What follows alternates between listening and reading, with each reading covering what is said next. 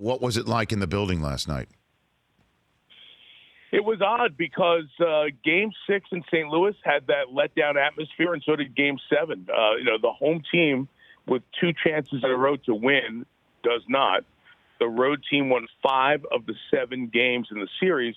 I think that points to the style of play, that physical style of play from both teams, mixed in with talent, obviously, but physical nature. The thing I came away with from St. Louis, watching them as the playoffs went along and then in person during the series, so big and constantly physical.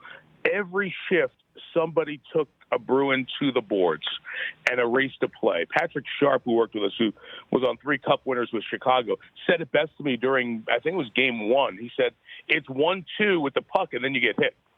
And that takes its toll, and I think it took its toll on Boston. Maybe the moment was too big at home for St. Louis in Game 6, guys who'd never been through it. But being on the road, feeling less pressure, they played their game. They got the breaks in the first period. Binnington stood on his head, hockey term, and they rode that formula all the way through. Good for them. Good for the sport too, Rich, because Vegas last year getting to the final, Washington winning, St. Louis.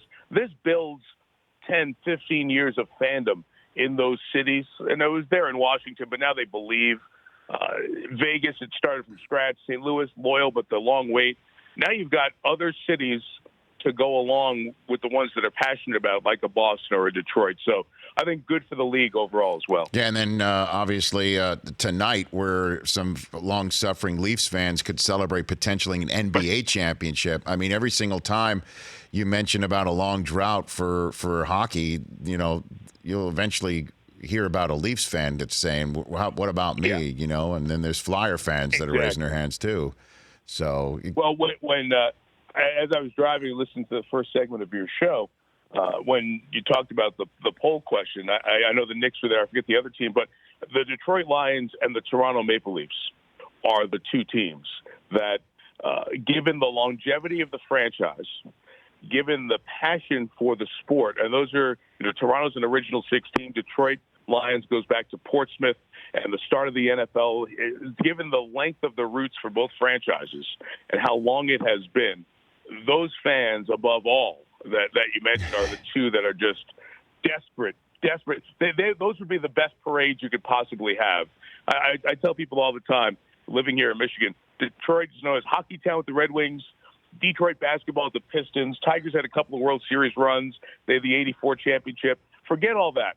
If the Lions ever won the Super Bowl, that would be the parade that would end all parades. That would put it would be right up there with the Philadelphia parade for the Eagles. That would be the one that would be the topper of all championship parades. No kidding. Because, yes. I guess people don't think about it because they don't think it's at all possible to happen, Mike, with all due respect. That's it, Rich. I'll give you a quick story. Local sports radio, February, Mel Kiper, draft expert, mock draft comes out, or McShay, or I forget which one it was. And it's the first mock draft. The Lions might pick a tight end, which they ended up doing, the tight end Hawkinson from Iowa. Well, this is mid-February. It's a mock draft. People were beside themselves because they took Eric Ebron and he wasn't as good. I mean, it was 3 hours of sports talk calls.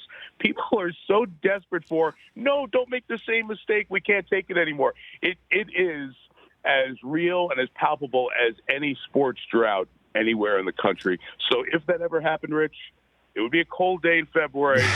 Come to the parade. You'd enjoy it. For more of The Rich Eisen Show, tune to Audience Channel 239 on DirecTV for free on BR Live or download the Rich Eisen Show app.